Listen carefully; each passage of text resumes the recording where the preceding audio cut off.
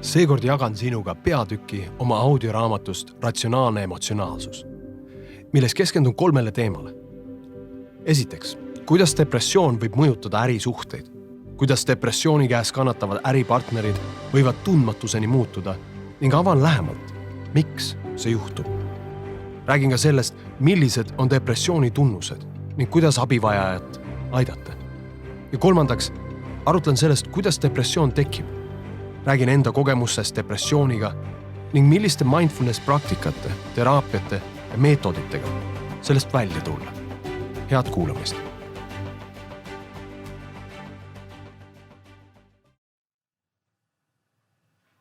Lisapeatükk. Kui negatiivsus on nii tugev, et positiivsus ei aita. Palusin mitmel inimesel enne raamatu avaldamist lugeda selle käsikirja. Üks väärtuslik tagasiside tuli ka Rolf Annomilt, kes pööras mu tähelepanu sellele, et kõiki inimesi ei pruugi positiivsus aidata. Rolfil on õigus. Olen paaril korral kohanud koolitustel inimesi, kelle depressioon on arenenud sellisesse staadiumisse, et ükskõik mis jutt positiivsusest tekitab ainult viha ja võimendab abituse tunnet, sest ükskõik mida inimene ei tee, miski ei näi aitavat. Sõltuvalt inimese iseloomust võib see pöörata ka teiste inimeste vastu. Nemad on minu tunnetes süüdi või avalduda võimendatud enesevihkamisena. Veel üks asi, millega ma hakkama ei saa. Ma ei ole mitte midagi väärt. Olen ise kogenud depressiooni, mis kestis lausa 4 aastat ja avaldus enamasti küll kergemas vormis, kuid mille tugevaimal hetkel lebasin tardunult põrandal, suutmata isegi liikuda. Kui keegi oleks sel hetkel soovitanud mul olla positiivne, siis oleks see ka minu olukorda halvendanud, sest sisemuses oli lihtsalt nii palju valu, et muule polnud ruumi. Depressioon võib olla väga raske meeleoluhäire ja see mõjutab oma pehmemateski avaldumisvormides inimese võimet selgelt mõelda.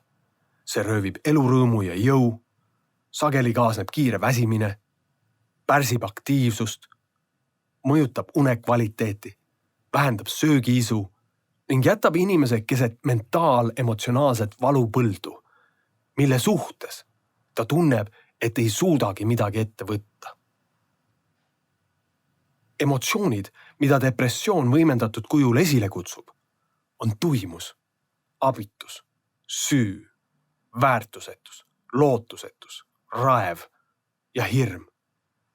Ja kõike seda saadab taustal lakkamatu negatiivne mõtlemine. Vahel kasutatakse depressiooni mõistet ka meeleolu hetkelise kerge alanemise kohta, kuid see ei ole päris õige. Inimesel diagnoositakse depressioon siis, kui mainitud sümptomitest on mõned püsivalt avaldunud 2 nädalat järjest ning segavad selgelt tema igapäevast funktsioneerimist ja elukvaliteeti. Traagiline on siin see, et inimesed, kes vajaksid depressiooni ravimisel kõige rohkem abi, on uuringute järgi kõige vähem altid seda otsima ja tegema samme paranemise poole. Sageli on häbitunne see, mis takistab abi otsimast. Ainult 22% depressiooni põdevatest inimestest otsib depressiooni ajal spetsialisti abi. Maailmas vaevab depressioon iga 5. inimest. Ravi saab neist aga vaid iga 3. Eestis on depressioon spetsialistide hinnangul aladiagnoositud. Inimestel puudub teadlikkus selle haiguse tõsidusest ning paljud usuvad, et suudavad ise sellega toime tulla. Nii oli ka minu puhul. Ma ei teadnud, et mul üldse on depressioon ja uskusin, et kõike on võimalik positiivse mõtlemisega ületada. Ei ole. Naiste haigestumus depressiooni on suurem kui meestel. Seda kogeb elu jooksul keskmiselt 18–22% naistest ja 7–11% meestest. Depressioonile on vastuvõtlikumad paindumatud, raske loomulised inimesed ja üks riskitegur on ka pärilikkus. Samuti võivad haiguse vallandada järsud muutused, näiteks elukoha vahetus ning samuti sotsiaalse võrgustiku puudumine või pikaaegne haigus. On leitud, et depressiooni haigestumine on tõenäolisem, kui suguvõsas on esinenud depressiooni, enesetappu, söömishäireid või alkoholismi. Enamasti käivad inimesed tööl edasi, kuid nende produktiivsus on madal. Nad võtavad keskmiselt 5 korda rohkem haiguspäevi, sest depressiooniga kaasnevate neurohormonaalsete muutuste tõttu nõrgeneb inimese immuunsus ja kahjustavad organisatsiooni üleüldist moraali. Samuti on löögi all nende lähi- ja sõprussuhted. Ning kui need inimesed satuvad olema töötud, siis tõenäosus tööd leida langeb järsult, sest neil puudub sära, et kandidaatide hulgast välja paista ja energia, et tööintervjuud läbida. Iga uus äraütlemine mõjub ebaproportsionaalselt suure kaotusena, süvendades inimese uskumust, et tema ise on väärtusetu ja töö leidmine on võimatu, mis omakorda toob kaasa käega löömise ja surnud ringi.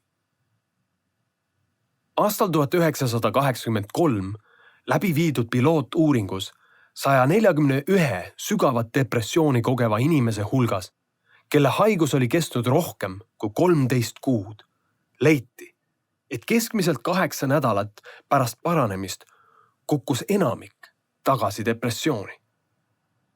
Kõik uuringud on tänaseks tõestanud sama. Vähemalt 50% inimestest ehk iga teine, kes on juba kord kogenud sügavat depressiooni, kogeb seda uuesti. Nende puhul, kes on kogenud depressiooni juba 2 või enamal korral, kasvab see tõenäosus lausa 70–80%. Depressioon on meie ajastu tõsine probleem. Maailma Tervishoiuorganisatsiooni andmetel on depressioon üks suuremaid läänemaailma inimeste mentaalset tervist ohustavaid haigusi. Eestis on praegu umbes 90 000 depressiooni haiget. Näen selle mõju viimase 2 aasta jooksul isiklikult järjest teravamalt. Koostööpartnerid, kellega muidu on olnud hea koostöö, võivad tundmatuseni muutuda ja käituda ärilisest perspektiivist vaadatuna täiesti vastutustundetult, ignoreerida lubadusi ja tähtaegu ning tekitada infosulu. Kuna paljud ei taipa ise abi otsida, on ülimalt tähtis, et tööandja, sõber, elukaaslane ei suunaks neid motivatsioonikoolitusele, vaid arstikabinetti. Kas ma soovitan antidepressante? Ei, mina seda ei tee, sest ei saa ilma vastava kvalifikatsioonita sellist vastutust võtta. Küll aga soovitan kindlasti külastada psühholoogi või psühhiaatrit. Ma ise olen oma depressiooniga tööd teinud juba mitu aastat, kasutades mindfulnessi, teadlikkuse, ärksameelsuse, teadliku kohalolu harjutusi. Olen ka Solterreno Mindfulness Academy litsenseeritud MBSR ehk Mindfulness-Based Stress Reductioni, eesti keeles siis teadlikule kohalolule või ärksameelsusele toetuv stressi vähendamine, koolitaja. Kuigi antidepressandid võivad olla efektiivsed sümptomite allasurumisel, ei ravi need enamasti algpõhjuseid. Uuringud näitavad, et isegi kui tõenäosus kogeda depressiooni kasvab pärast igat järgmist depressiooni, siis seos depressiooni ja elusündmuste vahel väheneb iga järgmise korraga. See tähendab, et mitte elu, vaid miski muu on depressiooni allikaks. Väga hea raamat, mis sel teemal on ilmunud, kirjeldab protsessi nii.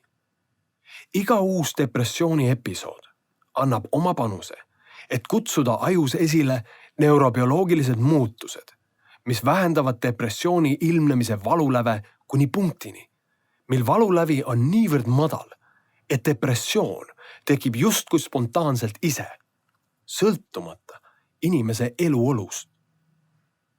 Kõik võib olla väliselt tegelikult hästi ja sisemine põrgu tekib justkui ei millestki.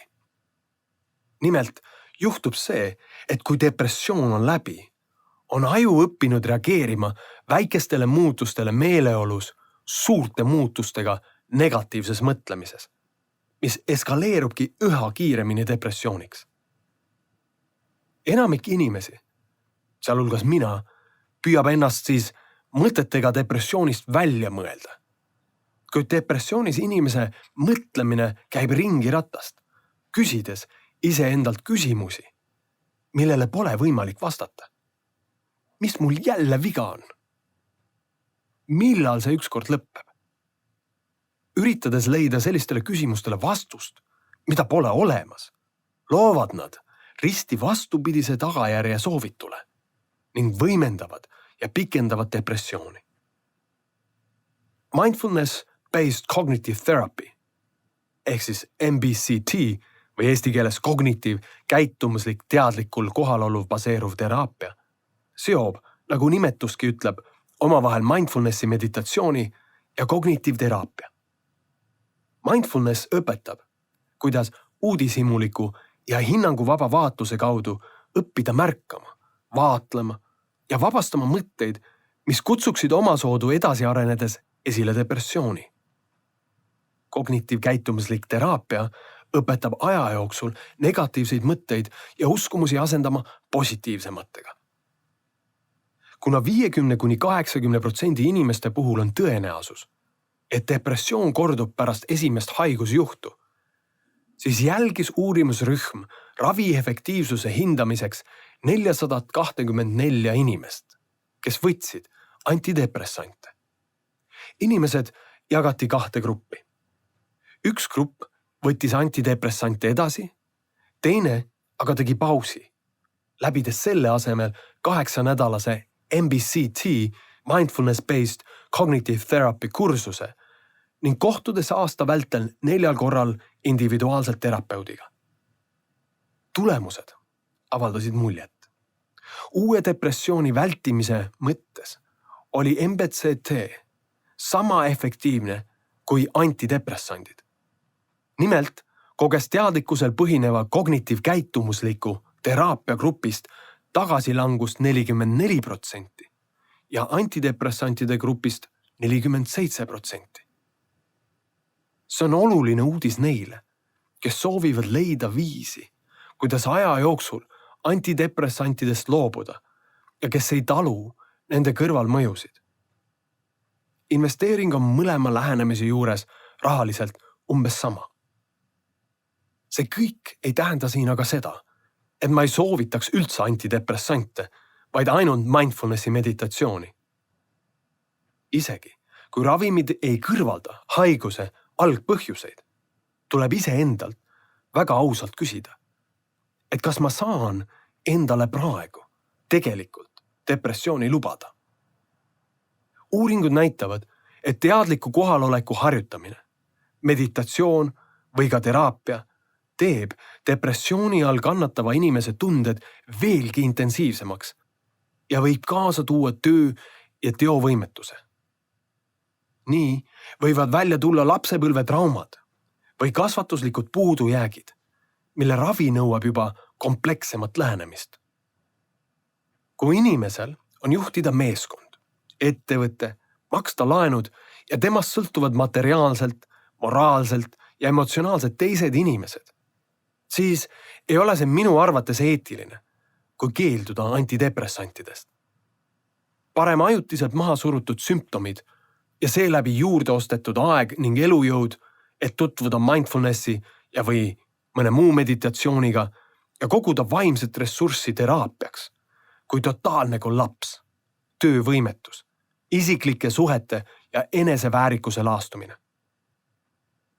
Tean vaid seda, et kõik, keda ma isiklikult tunnen ja kes on püüdnud oma depressiooni ravida süvameditatsiooni kaudu, kuid kes pole sellest piisavalt kiiresti kasu saanud, mis tähendab, et depressioon on hakanud otseselt mõjutama nende töövõimet, suhteid ja elukvaliteeti, on olnud siiski rahul selle valikuga, et kasutada antidepressante. Miks ligi pooled aga siiski uuesti depressiooni kogevad? olgu see siis ravitud antidepressantide või mindfulnessi meetodite või teraapiaga. Sest paljude inimeste depressiooni algpõhjused ei pruugi peituda mitte nende praeguses eluolus, vaid ravimata lapsepõlve haavades või hilisemast perioodist pärit traumas, mis on teadvuses mingil põhjusel aktiveerunud. Seda on oluline teada, sest depressiooni kogevad inimesed, kellel puudub varasem trauma ajalugu, alluvad antidepressantide toimele paremini. Kognitiiv-käitumuslikul teraapial ei ole trauma taustaga, eriti lapsepõlves kogetud trauma puhul, inimeste ravis paljulubavaid tulemusi. Ainult 1/3 posttraumaatilise stressihäirega inimesest on näha teraapia järel sümptomeid, mis viitavad paranemisele. Enamik kogeb jätkuvaid probleeme oma tervise, töö ning mentaalse heaoluga. Mindfulnessil põhinevad meditatsiooniharjutused on abiks sisemaailmas toimuva teadvustamiseks ja seega ka traumeerivate emotsioonidega toime tulemiseks. Kuid praeguste uuringute ja minu enda isikliku kogemuse järgi ei piisa sellest üksinda, et traumat ravida. Selleks, et olla traumast mõjutatud, ei pea olema endine Afganistani sõdur või Süüria sõjapagulane. Trauma puudutab meid kõiki, meie sõpru, perekonda ja meid ennast. Ameerika statistika näitab, et 1/5 ameeriklasest on kogenud lapsepõlves seksuaalset väärkohtlemist. 1/4 sai vanema käest füüsiliselt karistada nii, et sellest jäi kehale jälg. Ja 1/3 abielupaarist on vägivaldses suhtes. 1/4 ameeriklasi kasvas alkohoolikus sugulase juures ja 1/8 nägi, kuidas tema ema peksti või löödi. Kuid trauma tekkeks ei ole vaja kedagi lüüa. Piisab sellest, et vanemad ignoreerivad lapse emotsionaalset vajadust armastuse ja turvatunde järele või mõnitavad teda vaimse tugevuse eesmärgil emotsionaalselt. Nagu selgus 2019. aasta ÜRO õnneraportist, on USA selles edetabelis 19. kohal ja Eesti 55. kohal. Kui lapsepõlv on üks olulisemaid täiskasvanu enesetunde ja lähisuhete kvaliteedi mõjutajaid, siis kui suur on tõenäosus, et siinsete elanike lapsepõlv ja elu on olnud palju vähem traumeeriv kui ameeriklastel, kes on meist 3 korda õnnelikumad. Perevägivalda peeti Eestis kaua aega pere siseasjaks ning ohvrite abistamiseks üldiselt ei sekkutud. Tänapäeval peetakse perevägivalda tõsiseks isiksuse vastaseks kuriteoks. 2013. aastal registreeriti Eestis 2752 perevägivalla kuritegu. Juhtumitest suure osa moodustab vägivald elukaaslaste vahel. Sellele järgneb vägivald eakate vastu ja laste väärkohtlemine. Suur osa Eesti lastest on kogenud vähemalt korra elus psühholoogilist vägivalda. Euroopa põhiõiguste ameti andmetel on Eestis lapsepõlves kogenud füüsilist vägivalda iga teine. 40% naisi ja 55% mehi.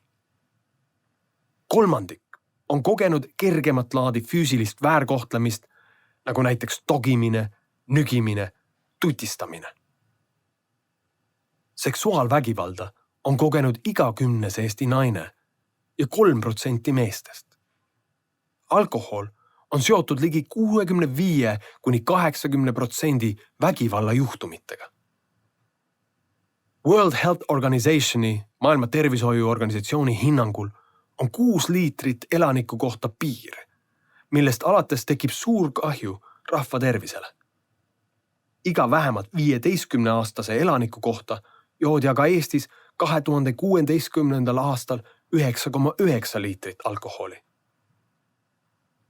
Traumast mõjutatud lapsed ja ka täiskasvanud võivad käituda kõrvaltvaataja silmist saamatult, nii-öelda imelikult või ebakindlalt, mis tekitab neis imestust, pahameelt või kärsitust. Olukordades, kus inimene suudab tavaliselt aktiivselt tegutseda, näitavad traumeeritud inimesed tihti üles abitust ja ei suuda võtta vastutust seal, kus see on normaalne. Trauma mõjutab inimese ajutegevust sedavõrd, et aju prefrontaalkoor, mis on seotud võimega planeerida, õppida, mängida ja tunda empaatiat, ei tööta enam normaalselt. Samuti saab tugeva löögi inimese võime kontrollida oma impulsse, emotsioone ja ihasid. Isegi kui mingi osa traumeeritud inimeste elust näeb pealtnäha välja hea, kui nad paistavad silma näiteks mõne spetsiifilise oskuse või andega, kui neid saadab seejuures ka materiaalne edu, kannatavad ikkagi nende suhted, pere ja tervis ja ka väärikus. Kuna selline inimene kogeb taustal pidevalt, kuid enesele tihti teadustamata abitust, siis on tal palju raskem oma olukorda muuta. Ta on reeglina passiivsem paremate võimaluste kasutamisel, isegi kui need peaksid elu spontaanselt ilmnema. Selle asemel, et proovida ja katsetada, on traumeeritud inimene kinni enda jaoks tuttavas hirmus. Sümpaatiline närvisüsteem aktiveerub siis, kui sihime mõnda eesmärki või kogeme stressi. Mõlemas olukorras eritab keha adrenaliini, teisel juhul ka kortisooli, et mobiliseerida meid vajadusel tegudeks. Kui stress on möödunud või ülesanne saavutatud, vahetab keha justkui käiku ning aktiveerub parasümpaatiline närvisüsteem, mis on seotud lõõgastumise ja rahuga. Normaalsel inimesel vahelduvad need süsteemid päeva jooksul 10 kordi. Kuid iga kord, kui pinge on möödunud, taastub kehas suhteliselt kiiresti rahu.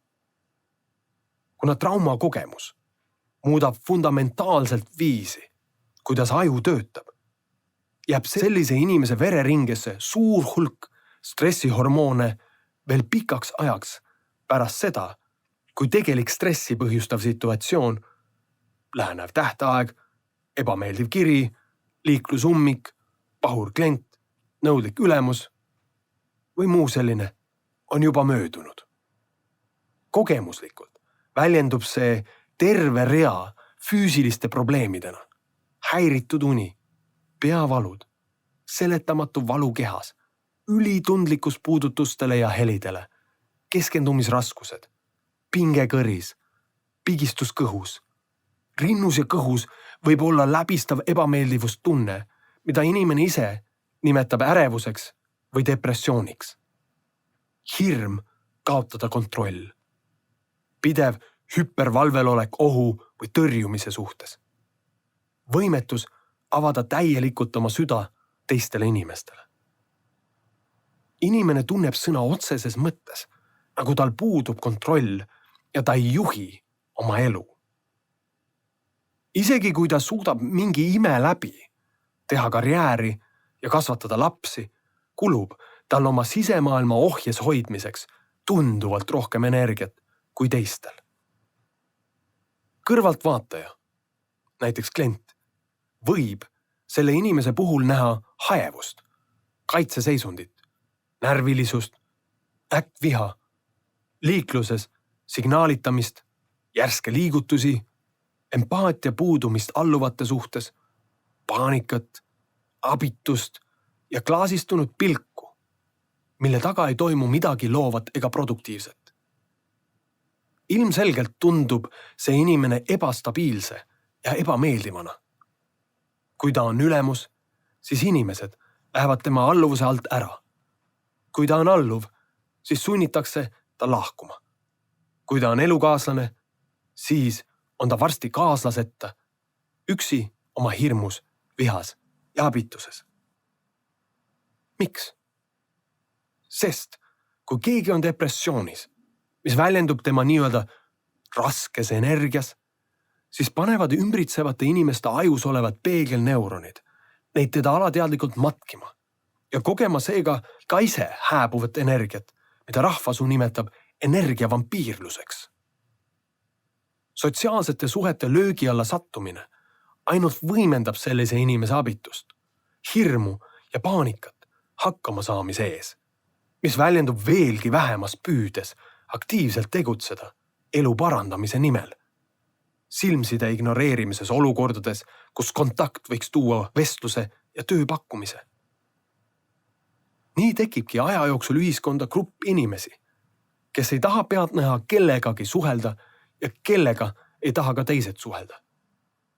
Nad ei suuda töötada keskkonnas, mis võiks olla emotsionaalselt toetav. Ning siis imestatakse koolitustel, meedias, poliitikas ja veiniklaasi taga, miks eestlased küll nii negatiivsed on. Miks nad tere ei ütle? Miks nad aitäh ei ütle? Miks nad silma ei vaata? Miks nad midagi ei tee? Kus on innovatsioon ja Nokia? Sorry, Apple. Siin jääb üle vaid soovitada kritiseerijatele, et nad saaksid ignorantsuse asemel probleemist teadlikuks, sest ilma korrektselt toimiva prefrontaalkooreta on terve inimese puhul sellised normaalsed tegevused nagu mängulisus, planeerimine, empaatia, sotsiaalne eneseväljendus ja loovus tugevalt pärsitud. Olen ka ise olnud üks selline näpuga näitaja, mõistmata tõelist traagikat, mis neid inimesi saadab. Tegemist on inimestega, kes pole ju sellisena sündinud, kuid kellel arenes elu keerdkäikude tõttu välja tasakaalust väljas närvisüsteem ja füsioloogia ning kes vajaksid kõikidest kõige rohkem abi ja armastust. Kuid nagu mina oma võhiklikkuses ja ignorantsuses näevad ka riik ja organisatsioonid neid inimesi kui probleemi, mis peaks ise lahenema. Traumaohvrid tunnevad häbi, hirmu, raevu ja segadust ning ei mõista ise, mis neil viga on, sest meie ühiskonnas ju mees ei nuta ja probleemidest ei räägita, sest pole ilus hädaldada, tunnistada, et mul on trauma. Mida veel? Isa peks tuli mulle ainult kasuks, tegi minust tugeva inimese. Hirm, et neid alandatakse, mõnitatakse, solvatakse ja ei mõisteta, on tuhandete inimeste reaalsus meie riigis. Traumaekspert Bessel van der Kolk ütleb, palju elutervem on suhtuda inimeste agressiivsusesse või depressiooni, nende ülbusesse või passiivsusesse kui õpitud käitumisse. Mingil hetkel oma eluteel hakkas see inimene uskuma, et kõige kindlam viis ellu jääda on olla kõige tugevam, kõige nähtamatum või lihtsalt alla anda. Kõige olulisem aspekt traumast tervenemisel on turvalised suhted. Pere, sõprade, kolleegide, kogukonna, teraapiagrupi või professionaalse terapeudiga. Nende suhete peamine eesmärk on pakkuda inimesele turvalist keskkonda, et tunda kõiki tundeid, kartmata seejuures, et teda häbistatakse, tõugatakse eemale või kritiseeritakse ning luua seeläbi neis julgus vaadata oma sisemaailmal otsa ja seal toimuvaga tööd teha. Kõige rohkem vajab terve Eesti ühiskond armastust. Selleks, et seda jagada, on vaja seda kogeda. Minu viimase 5 aasta uurimus on keskendunud traumapsühholoogiale ning uuringute järgi paranemist tõotavate meetodite katsetamisele igapäevapraktikas. Minu fookus on leida kõige efektiivsem ja kiirem lahendus traumade ja depressiooni raviks. Olen vastusele lähemal kui kunagi varem ja sellest saab minu järgmine raamat. Ma loodan siiralt, et selle audioartikli kuulamine oli sinu jaoks väärtuslik aeg. Ja kui see nii oli, siis kutsun sind ka kuulama minu täispikka audioraamatut Ratsionaalne emotsionaalsus, tugevad tulemused pehmetest tegudest, mille info ja lingi leiad minu kodulehelt alarojastu.com.